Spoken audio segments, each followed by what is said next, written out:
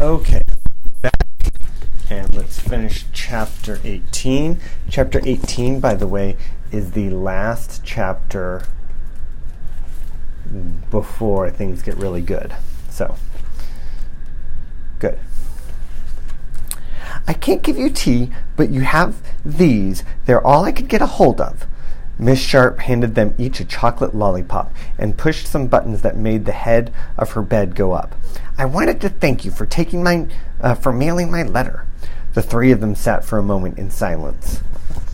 I suppose you're wondering what the letter was about? Calder looked down at his lollipop. Petra swallowed loudly. Miss Sharp's eyes narrowed. Children, was that letter mailed? There is something that you're not telling me. Calder decided to come clean. Well, you see, we noticed the letter was to Miss Hussey, and she's our teacher, you know, and we've been following the thief's letters and advertisements in the Chicago Tribune, and we're working together to find the lady, and Petra had a dream about the lady, and we wanted to read the letter. We were just curious to see you were worried about Miss Hussey too, or... Stop! Did you open my letter? Miss Sharp's voice was frightening. No, Petra whispered. It was my fault, too. We thought that because you're smart and you like Vermeer, you might know something about the theft, and that you might have some good ideas. We were curious about why you wrote to Miss Hussey. We were going to read your letter and then put it in the envelope and mail it to you, but we didn't end up opening it, and that's the truth. I'm really sorry, Miss Sharp. I don't know what got into us. Petra was almost in tears. There was a long, unbearable silence. Neither Calder nor Petra dared look up. Then a strange, creaking sound came from the bed. Miss Sharp was laughing. It sounded as though she were a little out of practice. The children looked at her in amazement. You're not angry?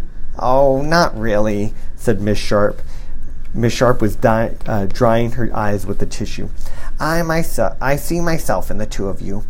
I've done many things in my life out of curiosity and have regretted very few of them. The important thing here is that you stopped yourselves before you did something wrong. Her face straightened. Very wrong. The point is that you must never read someone else's correspondence. After allowing the children to feel uncomfortable for a few moments, she continued in a brusque tone. My maiden name is Coffin. It's from Nantucket Island in Massachusetts. When I read in the papers that Miss Hussey was from there, I thought I'd share the coincidence with her. Now, what is this about a dream? Grateful that Miss Sharp didn't seem to be too furious about the letter, Petra started talking. She described in detail her dream about the painting, confiding that no one but Calder knew about it. She mentioned that Vermeer's lady sometimes seemed to communicate with her. Miss Sharp studied Petra intensely as she spoke. The old woman's eyes narrowed until they were almost slits. Yes, she's speaking to you. Excuse me? Petra's voice was almost a whisper. Well, there are many things about life, many experiences that we don't have an explanation for, as Mr. Fort says. But what interests me is the idea that much of what we humans take to be a lie is true, and much of what we think is true is a lie.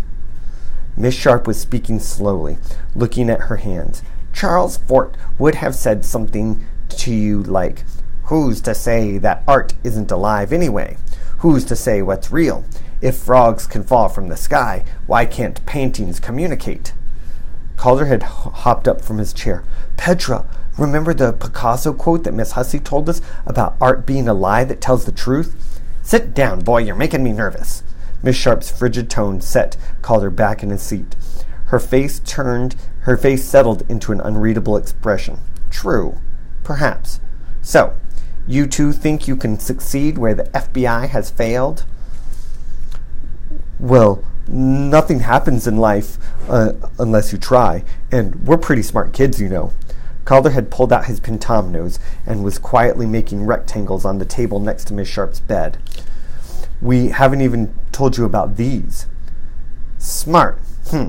You think so. Miss Sharp watched Calder for a moment in silence. What are those, boy? Some kind of toy?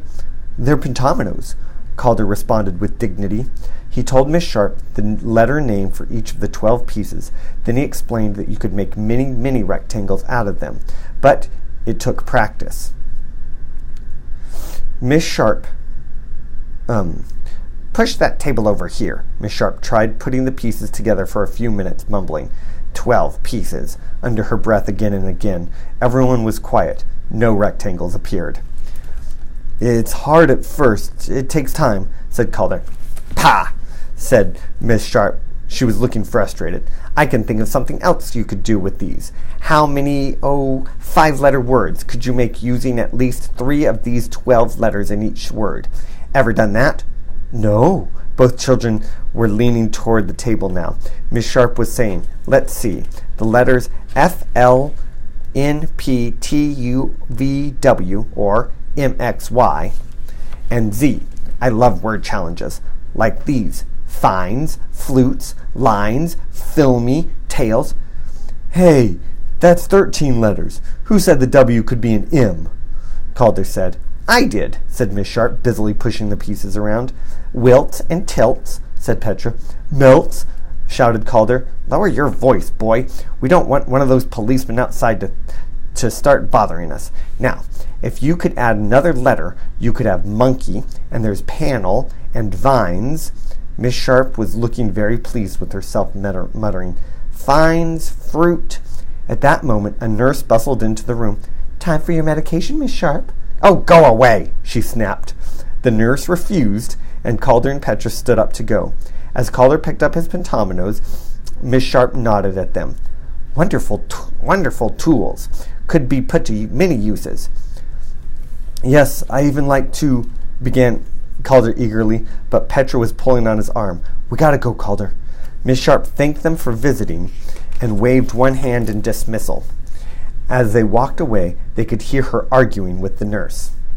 That night, Calder got a phone call from Tommy with the terrific news that he and his mom were moving back to Hyde Park.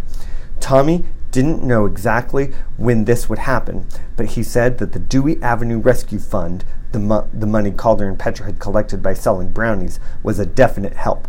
Old Fred hadn't left much behind. Then Tommy told Calder more news. Frog had been found. His parents had gone on a long trip and left him in Washington, D.C. with a relative. No one in Tommy's new neighborhood had been willing to tell the new kid that, in Tommy's words, what was going on.